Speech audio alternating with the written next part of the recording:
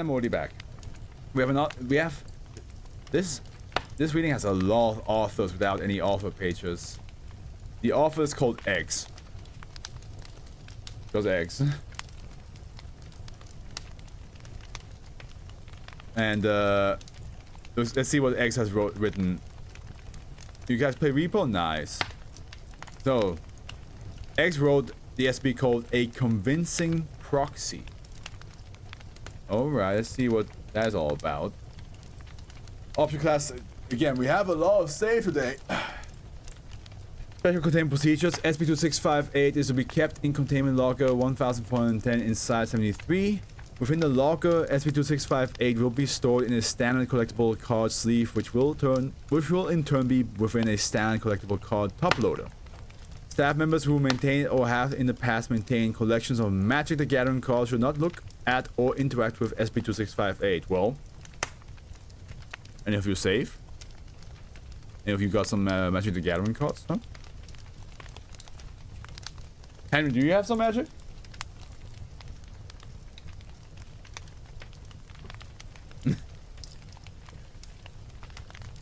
Not on me. I'm getting mixed reviews. Well, let's see what this does, eh? Nice cam, yeah.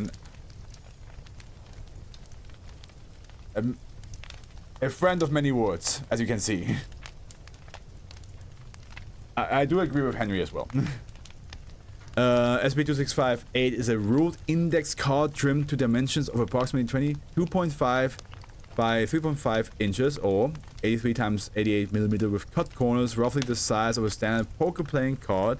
The word Mox Ruby, 0 and tape red are written on the reverse side of the object in blue ink, as we can see here of the scan, which doesn't really have any like just white background.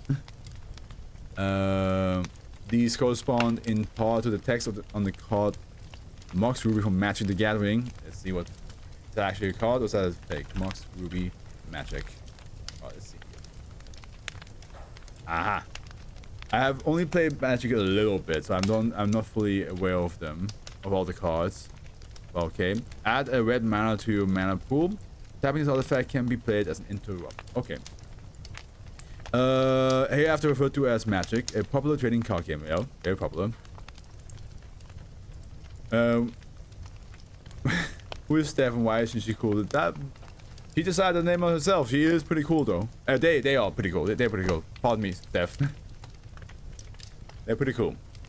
SCP-2658 is otherwise has the physical characteristic expected of such a card. SCP-2658 anomalous effect is triggered when anyone who considers themselves a collector of or investor in Magic cards views it. Images of SCP-2658 do not trigger its anomalous effect. Those who meet this condition perceive SCP-2658 as a mint condition Mox Ruby from limited edition alpha, an extremely rare and valuable card. They will also perceive genuine Magic cards with a market value under 0.25 US dollars as other rare and valuable cards, while perceiving cards from worth over 5 US dollars as worthless cards. Market value seems to be a combination of various online retailers' prices for the card. Should a card change in value to outside of the given price ranges, those affected by SCP-2658 will no longer perceive it differently from reality. It is not known how this information is obtained, as reversion of card identity following price changes are not noted even in subjects with no non-anomalous access to information from the outside world.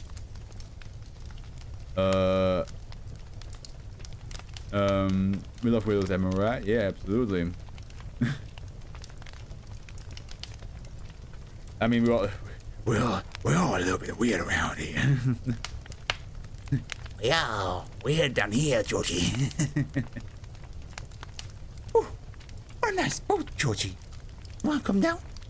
We're all a little bit bonkers down here. Those perceptions are consistent amongst affected individuals, each seeing a given card as the same incorrect card. Images of cards which have themselves been seen by at least one exposed individuals are also affected, but not images of cards that have not been seen. For instance, should one affected individual see a genuine Mox Ruby, all images of that copy of Mox Ruby will be seen incorrectly by all affected individuals. Images of any other copy of Mox Ruby will be seen correctly. It is speculated that this effect is present in order to make it more difficult to prove to affected individuals that their cards are not what they've seen them as. So, okay, so they would think this is a genuine Mox Ruby card, but they will see all the other Mox Ruby cards as something fake. That's why it's just pure white. Because it's like not... because it's not supposed to like actually look like it. After approximately 1 week, those affected by SCP-2658 will give away the bulk of their valuable cards which they now perceive as worthless, usually to new or young players at local game stores. Yeah, I'm pretty sure they love it. These gifts will continue even if others attempt to inform affected individuals about the true nature of the cards involved. The true nature of the cards involved. These attempts are always dismissed as an attempt at a prank. Following this gift, subjects will cease collecting, investing in, and playing Magic, saying that it's a waste of money and that they have enough cool cards already. Did somebody like write this as somebody told them like, you should start playing Magic. You're an adult now. And they're like, you know what? I'm gonna write a whole SCP about that stuff. I keep hearing that my username is incorrect, but I mean, yeah. I would still argue that you are in the cool side. So your username is in my heart. I say my heart as I point to my head. In my heart and my brain. It is not correct. Those who are not collectors of magic are entirely unaffected. The distinction between a collector of magic and one who is only a player of magic is dependent on what his individual believes themselves to be. As those who have a large number of magic cards but do not consider themselves to be collectors are unaffected. It is unknown why this distinction is made. See addendum 11/5/18. You know me 2 streams, my guy. Give me a minute. Listen, you don't know it, but I'm loading up the racism right. I'm just kidding. I'm just kidding. Former collectors of investors in Magic will perceive not the racism. I know you won't. Otherwise you wouldn't be here. You would look at my face and be like, yeah, and then just leave. Or you would say something and then leave.